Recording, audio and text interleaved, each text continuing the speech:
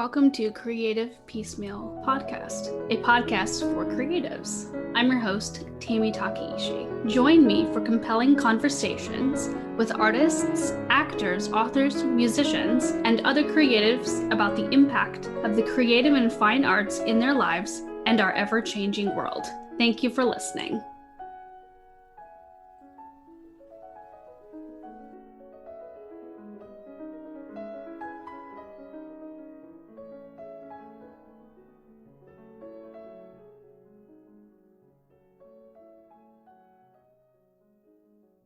Welcome to Creative Piecemeal Podcast. My name is Tammy Takeishi, and today I'm joined by designer Anita Joyce. Anita Joyce is a successful designer with a blog on French design at cedarhillfarmhouse.com. She also co-hosts a podcast, Designer Tips and Tricks, and has a book called French Accents about decorating in the French country style, now in its second edition. Welcome to the podcast, Anita. So great to have you. Well, it's wonderful to be here, and it's always fun talking to you, Tammy. So I'm excited to be here with you. And congratulations on your new podcast. It's a very exciting endeavor. You're a podcast veteran, though. Where can we find your designing tips and tricks? Sorry, decorating. Well, it's decorating tips and tricks. Hey, as long as people find us, we don't care what they call us. Well, we're on Apple Podcast and really on any podcast app that people want to use, Spotify or whatever. We are there, and you can go directly to our website, decoratingtipsandtricks.com, if you'd like. Also, I've listened we have to a lot of fun few talking episodes. about decorating. It's a really great, relaxing and entertaining, especially on long commutes. And then you're like, oh, now I want to just stop at the store and pick up things to decorate. I know it's better to listen to it when you're maybe doing a walk in the neighborhood, so that when you finish the episode, you can go back in your house and then do the stuff that we talked about in your room. So I know you got your start many years ago and were inspired by French decorating. And I absolutely love how you begin your book, French Accents. It's very accessible, and it's so interesting to hear about how you were inspired and where you came from. But can you tell me a little more about your journey from there to now? Well, it's been a fun thing because I decided to start the blog because I love design and decorating, and I really wanted to create a wonderful place for other like-minded people to hang out, where there were beautiful photographs of my home and other places, and where I had some interesting, easy to follow ideas of things people could do in their own home that was interesting to read. So I kind of just put my head down and started working. And really at first I only had two people that read my blog. My friends Peggy and Caroline, and my own family thought it was a waste of my time. And, it was just kind of a long journey. I've been doing this almost 10 years, Tammy. So it took quite a while to build up a following. And when I started, Pinterest wasn't around, Instagram wasn't around. So it was a long time ago. But when you put yourself out there and really just kind of stick with it, things usually happen. And so I just kind of put my head down and worked, and I didn't really care if anybody read my blog or, I just wasn't worried about the numbers or anything. I just wanted to have a beautiful place. And so I heard from readers that they liked it. And so we kind of created a community, and it's been a fun journey. And along the way, I got more followers, or more, I shouldn't call them followers, really, they're more like-minded people and readers. And the blog has just been a wonderful opportunity for me to meet so many wonderful people that think like I do, that love design, or people that just want to learn more about design. And then also it's opened up the door for me to with publishers. And so I've really been blessed with lots of opportunities to be in print magazines and to work with wonderful sponsors, and to have a few collections with like Soft Surroundings and Joss and Main. And, all that came from my blog. And I think it's the story, the moral of the story is, if I can do it, somebody else can do it. Because when I started my blog, I was a nobody. Nobody knew who I was. And, not that there's a lot of people, not, it's just kind of my little corner of the world people know about me. But I guess the thing is, you can start out with nobody knowing who you are and just kind of start a blog, start a presence on the internet, on social media, and get some wonderful opportunities from it. So it's been such a fun ride and such an incredible blessing. And it's really been one of the And it's best a things hallmark I've of a ever done true in my artist life. when you're doing something and you can see the passion and the love that they put into their work. And, I love your designs, and, I've seen your work firsthand, and I see the love you put into it and the energy. And, like you said, whether you have one like-minded follower or hundreds of thousands, I can definitely tell that you're doing it because it's a passion of yours. But you didn't start out being a designer. You sort of fell into it along the way. Is that right? Sort of. I mean, I wanted to be an artist when I first was thinking about college. And, I kind of had that discussion that a lot of young people have with their parents, where my dad said, you're going to be poor. You're going to, eat porridge every day. You're going to live in a van down by the river. Do you really want that? And I just pictured, old newspapers on the wall and ratty furniture. And I thought, I can't do this. And I just thought, I want to be in a pretty house. So I just said, well, I guess I'll just be an engineer. So actually, that's what I ended up doing. But that wasn't my original plan. But I like the engineering, believe it or not. But so when I actually went back but I've always loved design, and that was my favorite thing to do. As soon as I had my own house, was to decorate it. So it's really been my passion for my whole life almost. What is one of the biggest myths about design?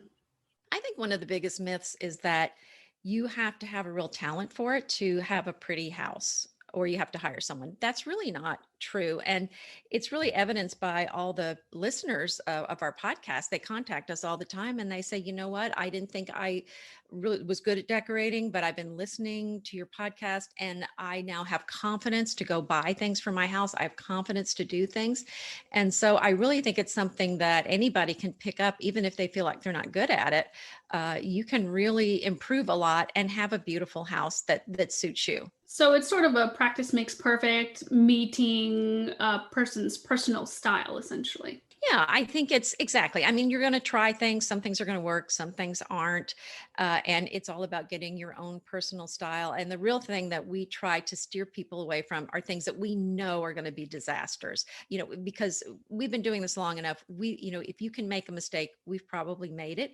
And so we can steer people away from certain mistakes that, are big mistakes, because you want to be making little mistakes that you're learning from, but the big ones, nobody wants to paint their, pay painters to paint their entire exterior and then hate it. And I notice, especially in your book, one of the pages I thought was so interesting was when you shared your progression of the decor above your bed and how it changed. And there's no wrong or right answer. It's just they're all different. And I think that's something about design that people may find surprising, as they learn that there's not really like a really wrong answer. There's certain things that you want to avoid, like you said, but there's so many right answers depending on the personality and the budget and what someone's going for. Right. And I think a real secret of learning good design is trying different things. And you may not know before you do it if it's going to look right, but most people can look in something and say, that looks good, or it doesn't. So if you've tried 10 different things above your bed, or whatever, chances are one of those things looks really good. And so you just keep trying it till you find something that really works. But you're right, there isn't just one perfect thing, but that's also how I learned a lot, is by constantly moving things around. Then you kind of figure out, oh, this sort of thing tends to work in this situation and this other thing doesn't. What's something that you wish you'd known when you first started out with the blog and everything? Well, Tammy, you probably know this by now, and that is that, there's two approaches. The first approach, I think, is the one I'd had for a long time in life, and that is, I'll just try it. If it works, it works. If it doesn't, it doesn't. And that is not the way you are successful. What I learned is to be successful at whatever you're doing is you have to say, I'm going to stick with this until it's successful. I'm going to persevere, because that's the thing I didn't understand as an entrepreneur. When I tried things in the early days before I started my blog, I would have failures and I would think, well, I'm just not cut out to be an entrepreneur. I had no idea that all successful entrepreneurs have many, many failures that they've worked through, and that is part of the learning process. And that is how you get good at anything, is by making mistakes. Very true. Very true. And even when someone comes to something with a passion and absolutely loves it, there's still mistakes. There's still growing. There's still room to learn. What is something that you're curious to learn about as we come into the new year? Well, I don't know that it's really something that's going to help my career, so to speak, but I will tell you my passion in design and decorating is antiques. I've always loved antiques because it marries some of my loves. One is history and interior design. So I love studying antiques. So if I had more time, I would study antiques more.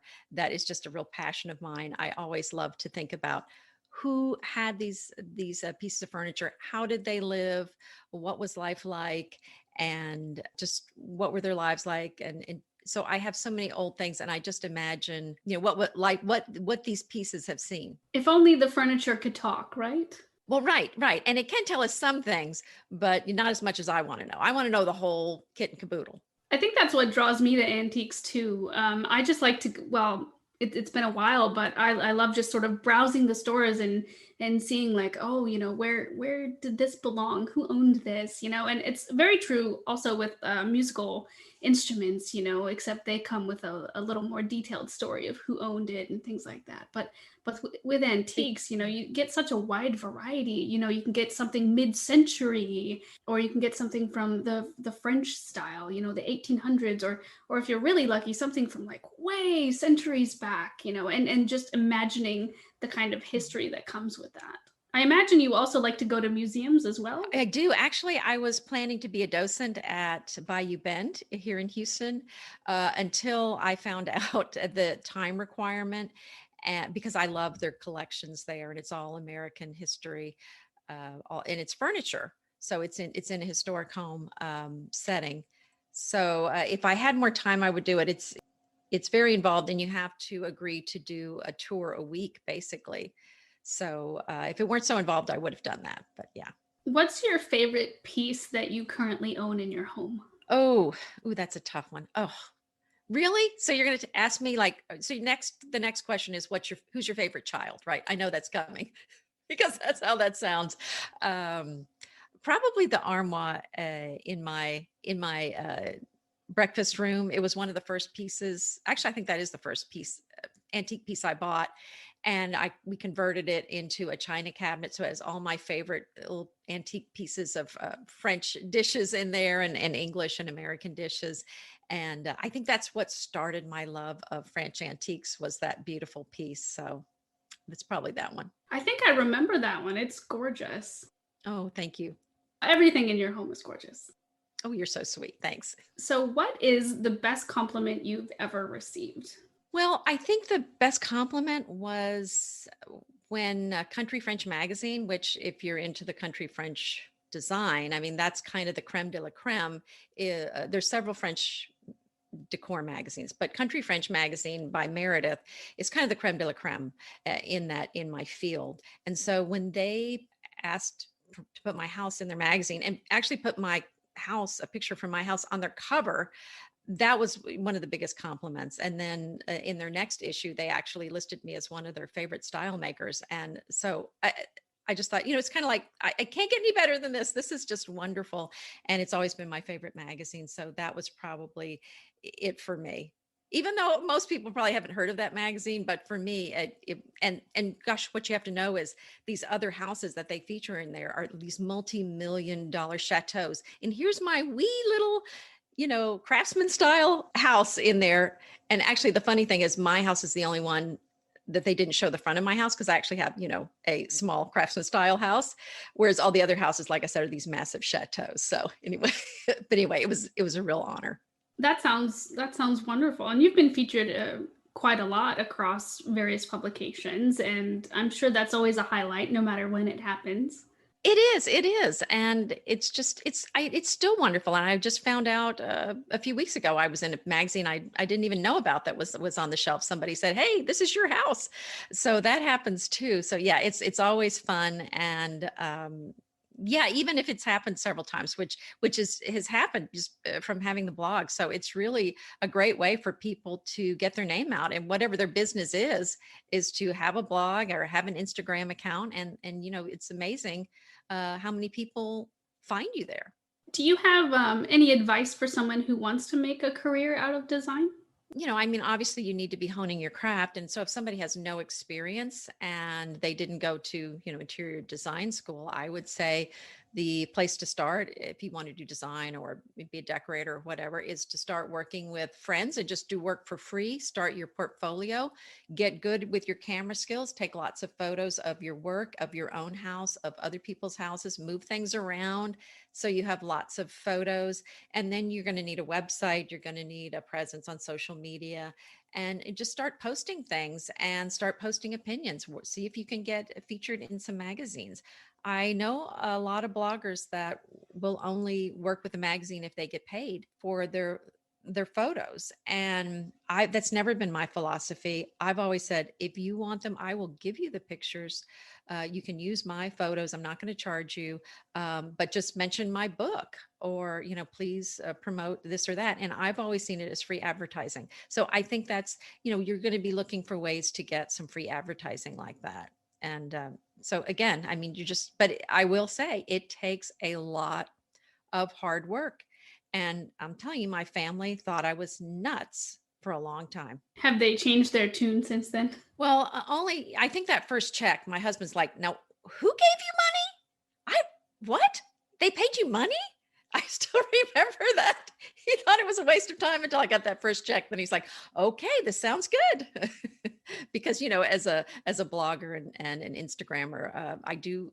That's one of the things I do a lot is work with sponsors. So, I have ads and there's affiliate income, but also the sponsors. So so you do get paid for it. So, I mean, if you have a certain size following. And I'm sure it's always nice to see that hard work pay off, and then you can use that to reinvest in your business, or or to get more pieces for decorating, and what have you. And it sounds like design is, again, just like all the other creative arts, you have to work hard, you have to have a clear passion for it, and if it's meant to be, with all of those factors, it's meant to be. Yes, that's true, but it's a lot of work. I will say, no matter if someone wants to be an entrepreneur, as you know, it's a lot of work. You can't just expect instant success. It's not going to happen the first week or first month. You're going to have to put a lot of time in before you get paid. So obviously you love design, but do you do any other creative pursuits? Well, I will say, since I started my blog, which was almost 10 years ago, I haven't had a lot of time to do much else. But my second love, I always said if I didn't do a blog on interior design, I would do it on cooking and baking, because that's something I love. But the funny thing was, when I started my blog, it was going to be about design and kind of other things, travel and and baking and cooking. But when you start doing surveys and looking at the analytics of your blog or whatever, I began to see what my readers wanted. And I found out that they wanted design from me, but they didn't want any recipes from me, which was just kind of funny because I love to cook. But when I saw that, I thought, well, because when I would post a recipe, they wouldn't even show up. So I thought, okay, I get it. I will do that on my own time, but I'm not going to share it on my blog. It's funny you mentioned recipes, because that is a hallmark signature of something that I do both on my creative arts blog as well as the podcast, is ask for recipes from my guests, which we'll get to shortly. But I feel that culinary arts is a whole is just as interesting as all the other arts. So that's one of the reasons why I like to ask for recipes. Well, and I will say, if you love to cook, you will never be alone on a holiday. You never have to worry about that. And you will always have friends that will come over Of course, right now, it's during this a time where people are staying home and not doing a lot of socializing. But so I mean, just in normal times. But yes, it's a great way to. It's a great gift to people too. I love cooking for other people. It is such a nice gift, very nurturing. And I know I'm not very good at cooking, but I definitely try to get better. Did you happen to jump on the sourdough bread bandwagon? Interesting that you asked that because we are gluten free here.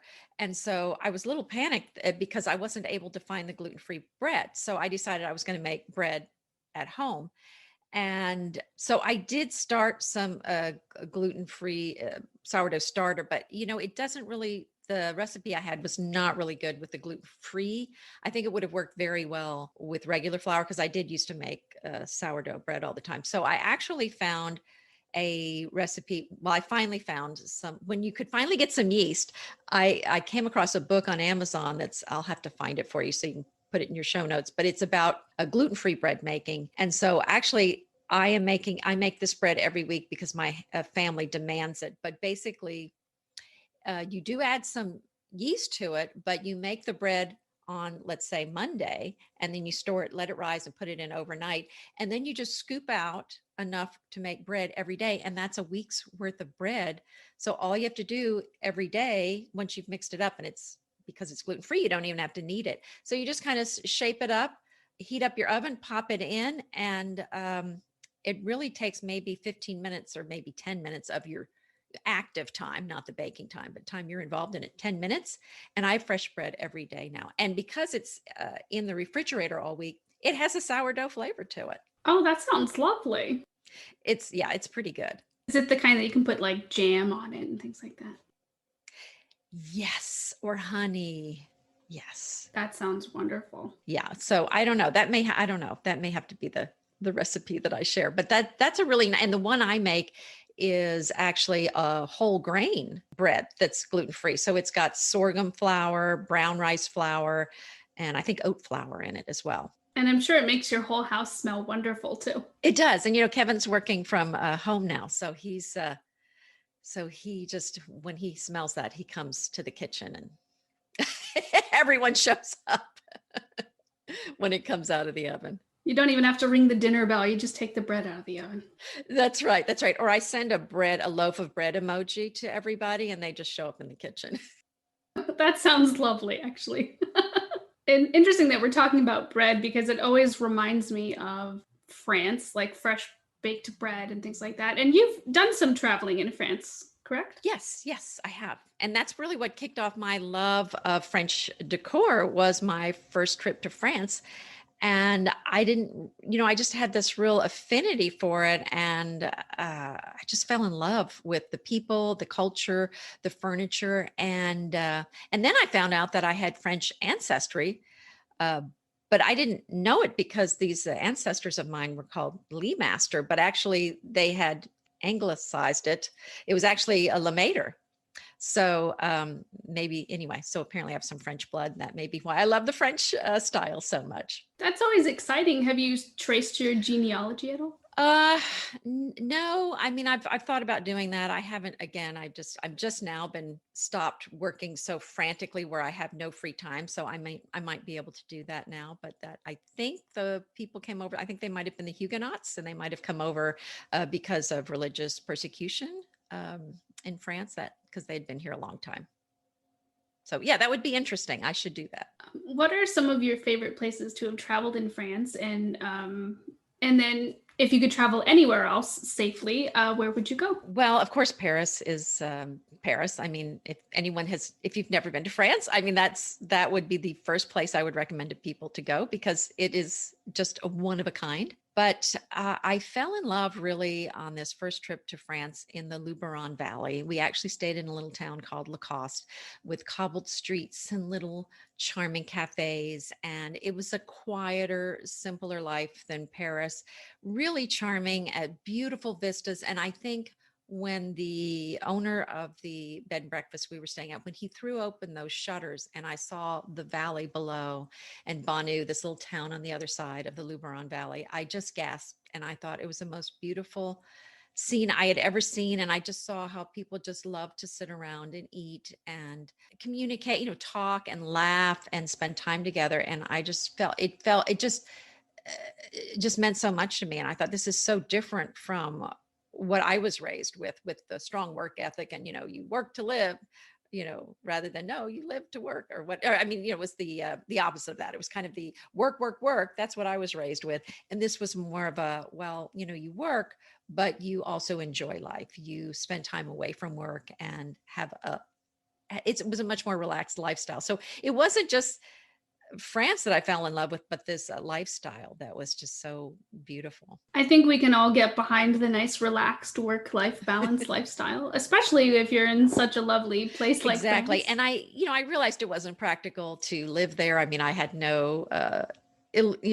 delusions that I was going to get to move there, but I just had the feeling like, why can't I incorporate some of that beauty in my own home? Why can't I just incorporate some of these concepts in my own life? And that's really what I chose to do. And that's part of my journey of making my house have these French accents, and then just kind of embracing that whole enjoying life. Like when I have my tea in the morning, I sit up and have a silver spoon. I have a beautiful china cup. I pour it from a teapot, and it's just a beautiful experience every morning, rather than getting, a styrofoam cup and pouring the tea in and stirring it. It's just such a more beautiful experience. And that's what life's about, like finding those small moments and beautiful experiences and looking for the beauty and all around you. Oh, I think so. And really, to have that kind of experience every day, you just need one silver spoon. You just need one pretty teacup, and just wash it every day. Have you noticed, after you started transitioning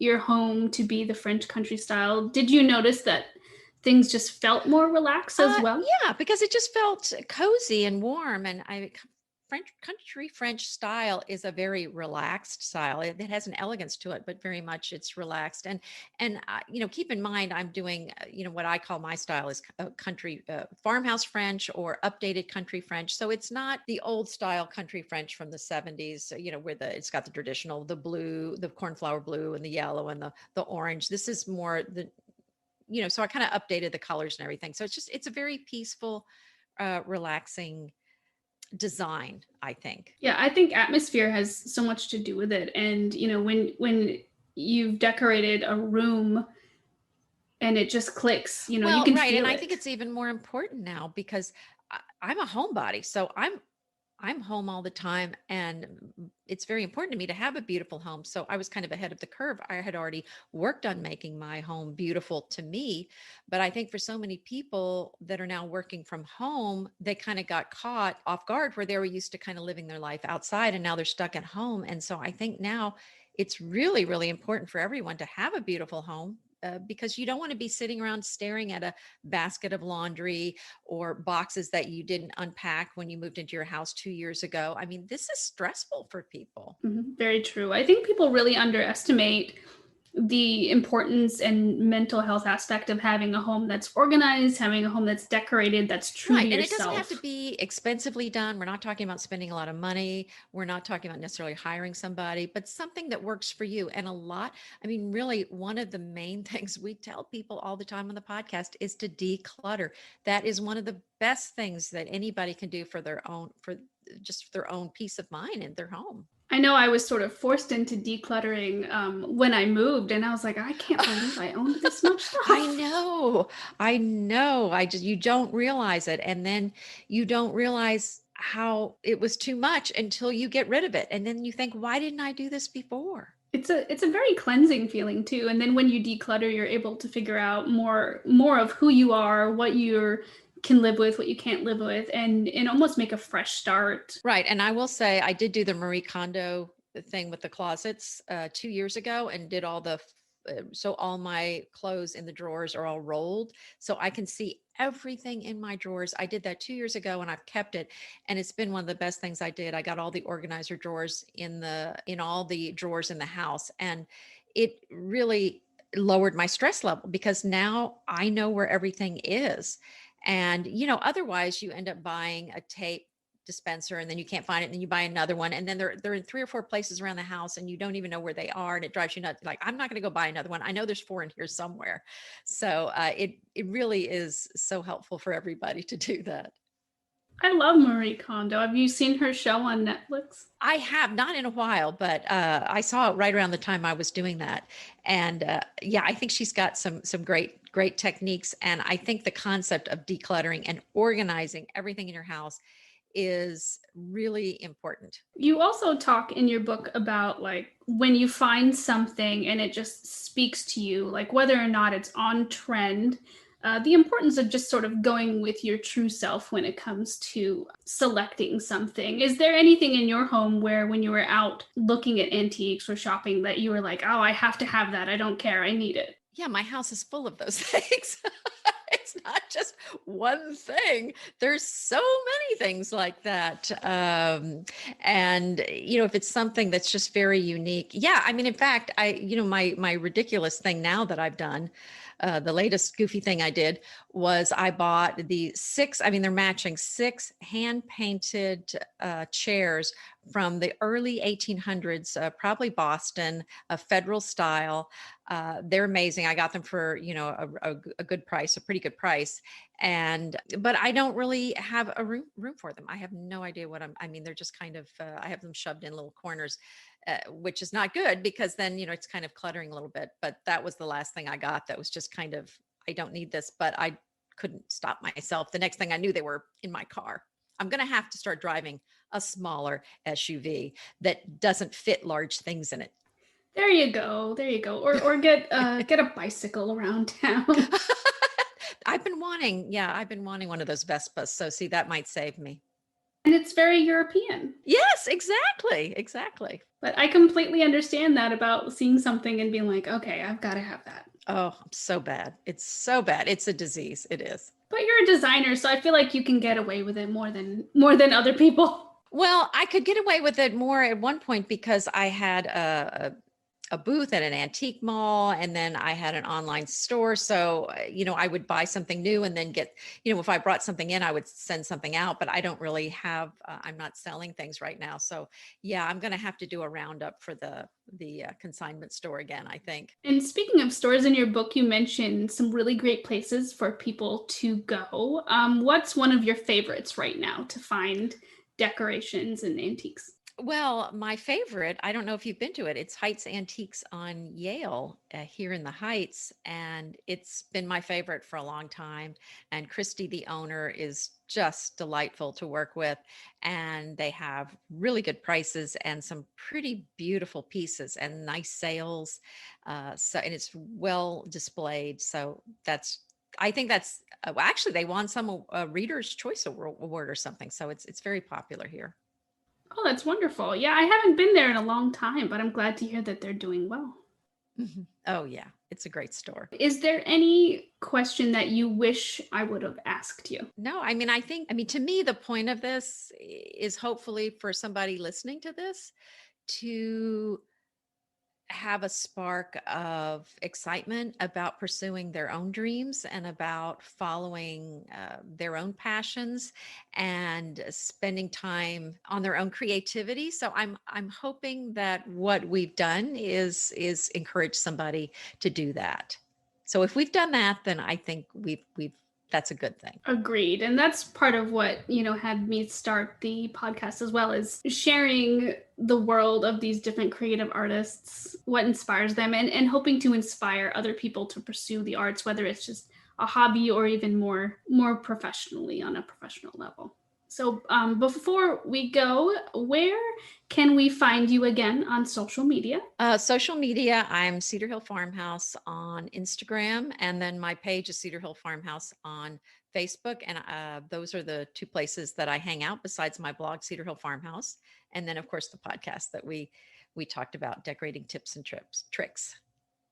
Excellent. Well, thank you so much, Anita, for being on the show today. And listeners, I hope you check out her book as well, called French Accents, available at your local Amazon and bookstores. Thanks for having me, Tammy. It's always delightful to talk with you. Thanks for listening to the podcast. Like the show? Have a question?